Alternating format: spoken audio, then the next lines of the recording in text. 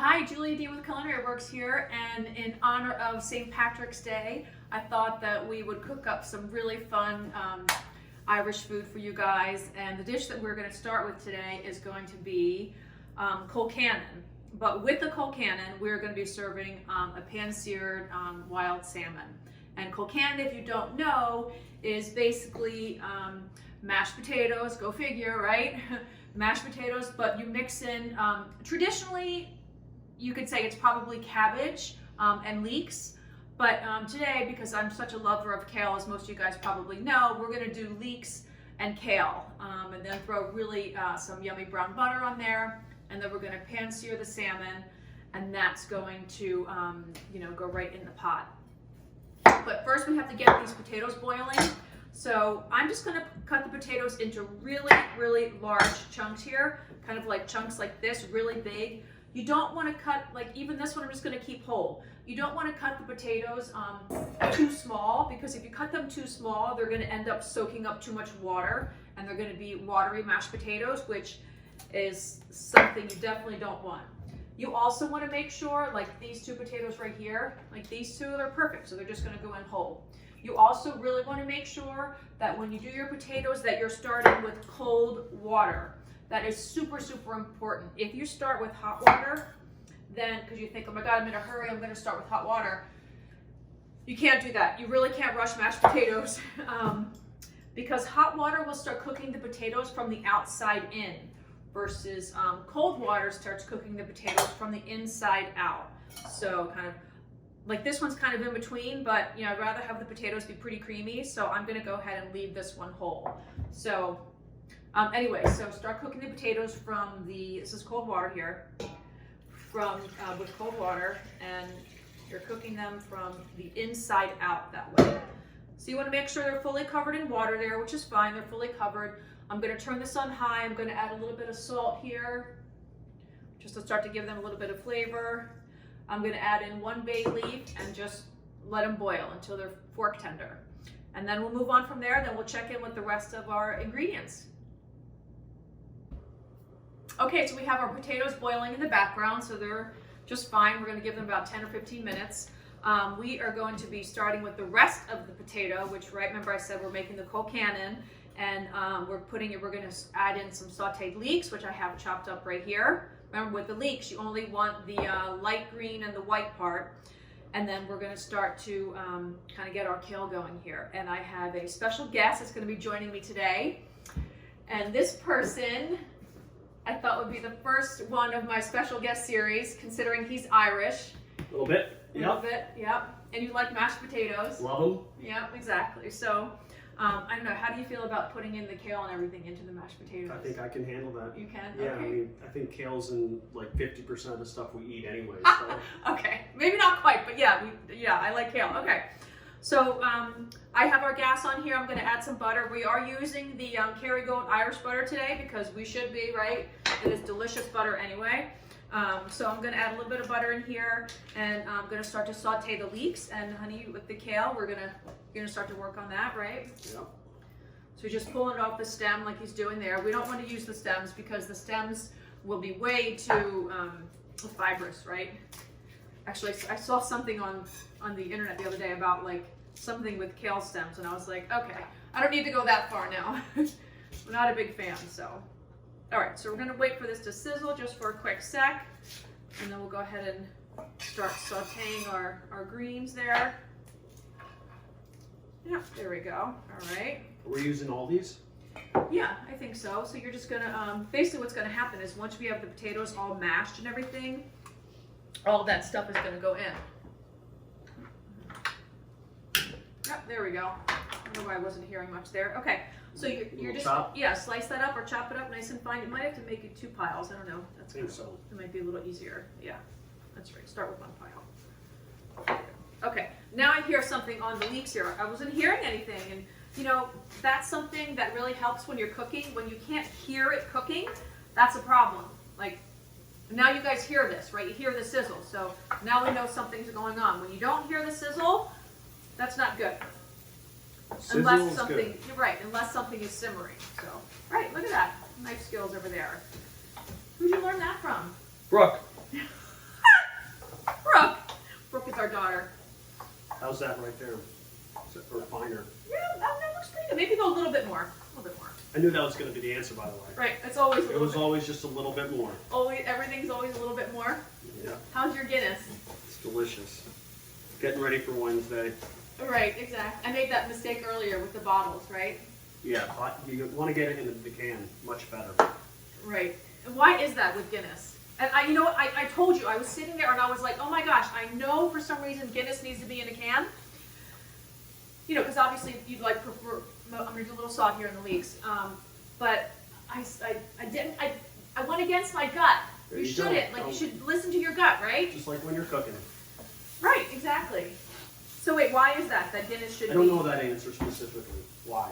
It just creates a better foam It at the does. top, right? Yep. The So head. it more feels like it's a draft. Right.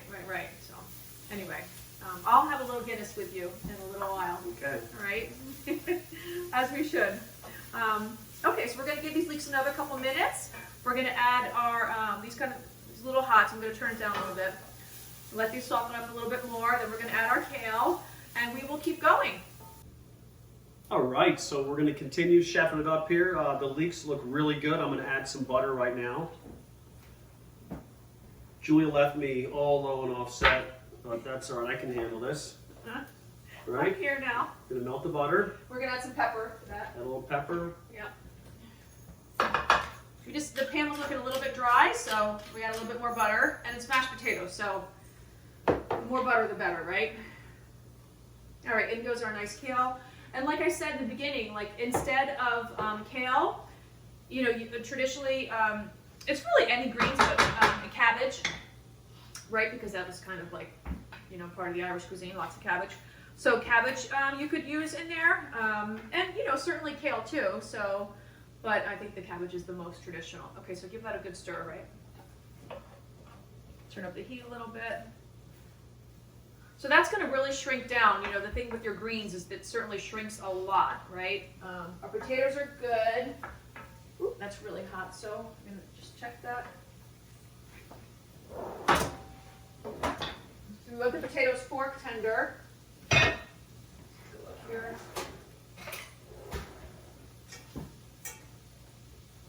No. Nope. You couldn't penetrate it. Right, couldn't penetrate. So they're not ready yet, so kale's looking good. I hear sizzle. Right, you hear noise, which, you know, again, use your intuition. Unlike what I did today with the Guinness.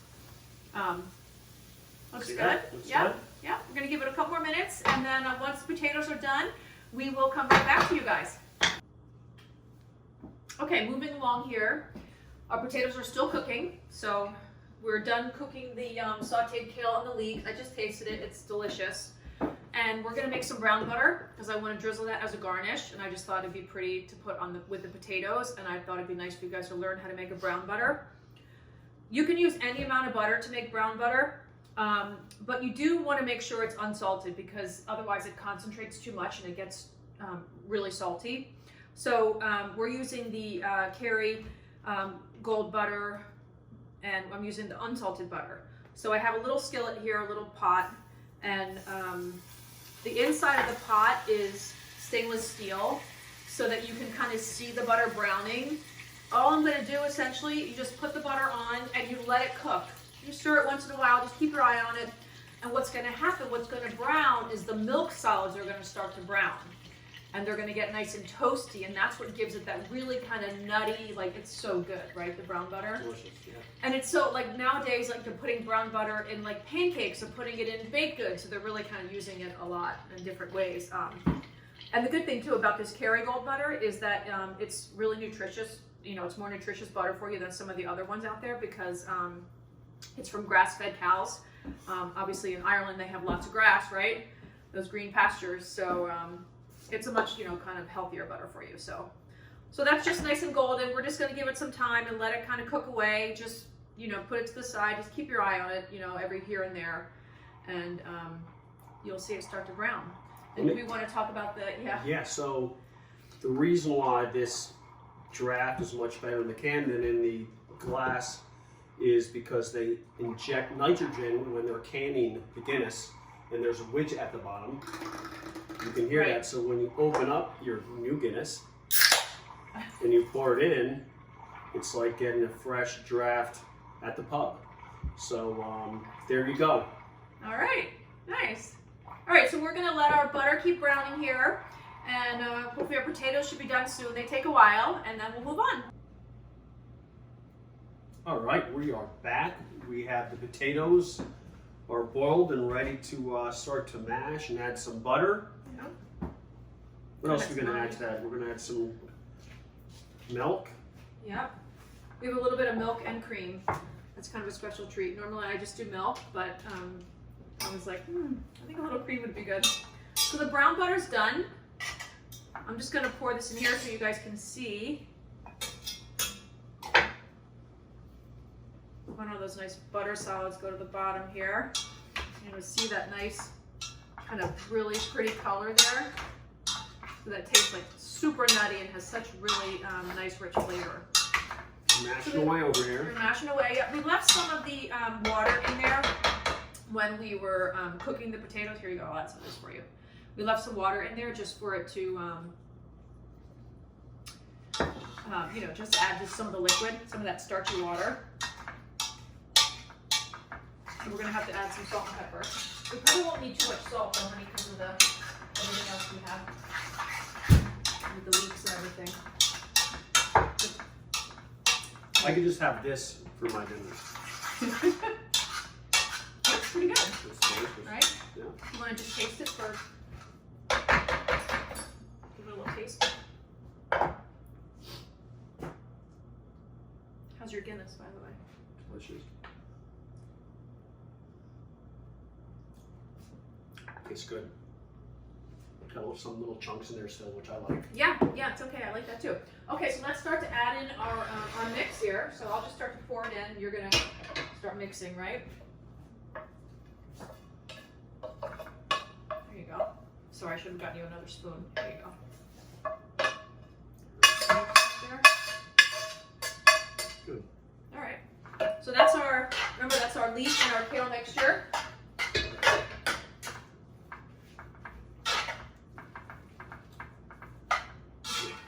It's looking good there.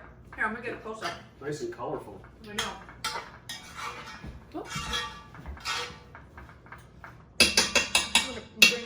Let's see, honey, we're gonna get a little close here. up there. Let me get this. I got it. You got it? Look at that. Just give it a little stir here so we can see the texture.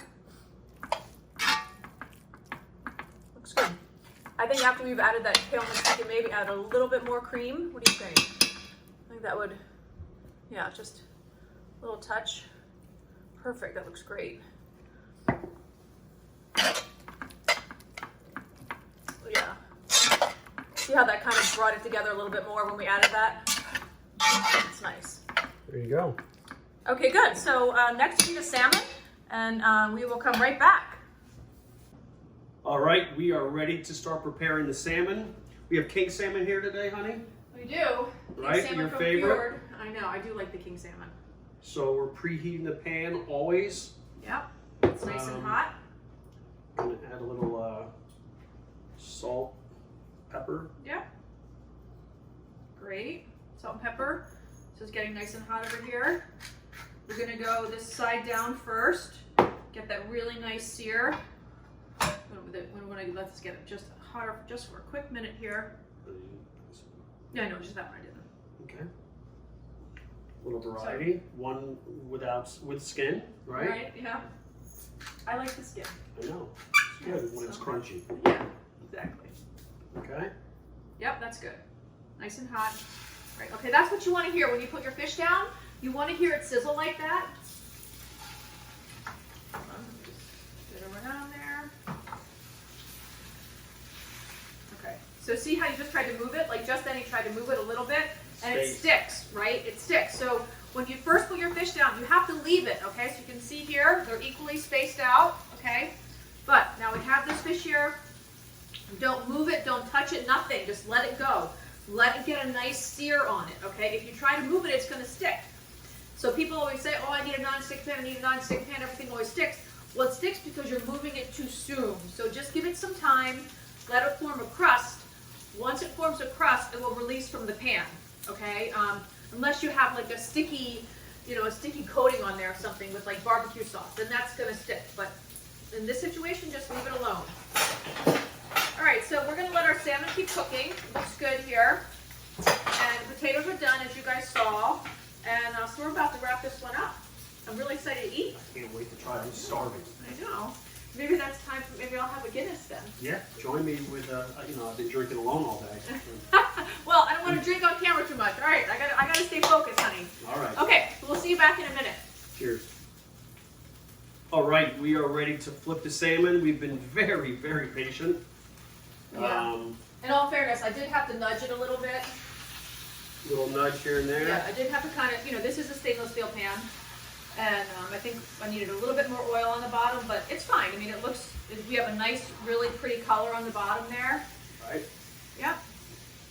And so now it's like, okay, so when everybody talks about timing a lot, and they're always concerned with like, well, how do you get everything hot and ready? So at this point, this is what you wanted. You wanted to get a nice, really pretty color crust on the salmon, which is what we have now. So at this point, it's like we can just turn it down. It can sit, right, it can just sit and cook as you kind of get everything else ready, right? You're like heating up your plates, you're making sure that your potatoes are ready or your other side dish that you're doing is ready. So at that point, that's, you know, kind of one tip as to how to, you know, kind of pull off, you know, like a multi-course, a multi-item dish, right? You know, where you have a couple different things going on the plate here. So we're just going to give this just a couple minutes just to kind of finish cooking, and then I think we're, you know, ready to plate. I mean, we could probably, well, we'll give it another couple minutes. Yeah, a couple minutes, because it's still probably pretty rare. Oh, also, you know what? Actually, one tip.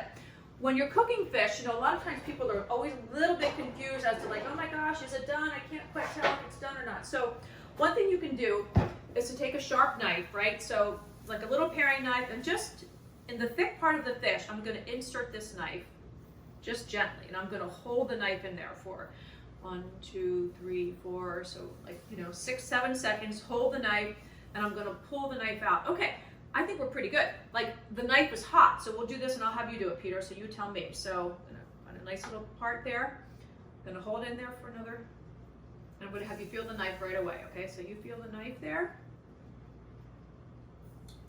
It's warm, okay. So that's telling you that the inside is warm. So it's like medium rare, okay? So if you pull the knife out and the knife is cold, or, you know, doesn't really have anything on it, then you can tell that the inside is still, you know, kind of needs to be cooked more. So because the internal temperature of the fish will resonate to the knife, okay, without having to really kind of disrupt this, you know, beautiful piece of fish that you have here. So we're going to actually, I think we can plate we'll just plate these 2 pieces right now. So All right. Looks good. So let me get a spoon here to serve the potatoes. Just use this spoon here. So probably like, maybe like, you know, kind of towards the center there. I know, honey. I know. You love me, honey. Most of the time. Most of the time is for sure. 26 years. Oh, good Lord, help us. How's that? That looks great. And you know, like, what's one of my favorite dishes? King salmon. Yeah, but with what? Mashed potatoes. With potatoes, like, well, fish and potatoes. Fish and potatoes, like fish and mashed potatoes, like I absolutely just love. That's good. That's a generous, really generous portion. You're so nice. I'll eat your leftovers. Okay. So yes, I do love fish and potatoes. I think it's really good together. Okay, so put these kind of like, you know. Right. Right. Right. Let's see how he does. I'm gonna do the butter though. Okay. Okay. Okay. Good. All right. Yeah, that's not so bad. You're doing a good job. Yeah, I'm gonna nudge it right in there. Nudge it right in. Nudge it right in. Oh, and I also have that crunchy kale over there. Okay, so we're gonna add a little brown butter here. I'm gonna drizzle that right on top of the fish, right on top of the potatoes on the plate there. So a little brown butter, a little bit on the potatoes, just a little. That looks good, right? Just a little bit on the bottom, just so we can get the Presentation. Presentation, which is good. Okay, so I just did like a kind of a couple of crunchy kales. Like I just thought, you know, that would be a fun little garnish there. You know, like kale chips, because considering, you know, we have a little, yeah. That's great. That was kind of funky. Okay, so let's take a quick peek. Can you get a close-up on the camera? Sure. Here, try to turn that. Looks good. right?